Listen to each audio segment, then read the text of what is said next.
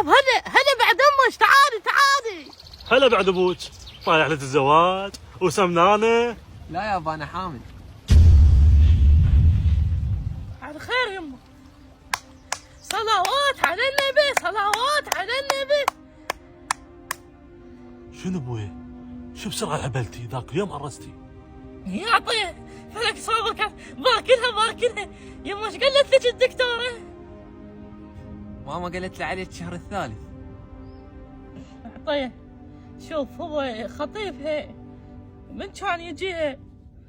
مو قلت لك من كان خطيبها لا تخلينهم ببعضهم، هذا يسوي المو زينه، محبلها وببيتي. شو تقول الناس علي؟ ايش تحت الناس علي؟ شو تقول؟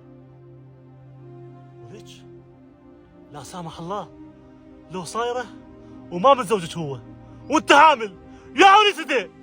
هاي يمه اختي، كم مره قلت لك يمه كض نفسك، يمه ما يخالف خطيبك وبالحلال، بس ما ندري عواقبها شنو.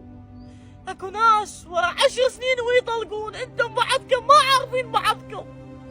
فاختي يمه هسه ابوك يا صخام وجهه، روحي يمرجك ولا تجين لنا بعد ابد لحد ما تجيبين.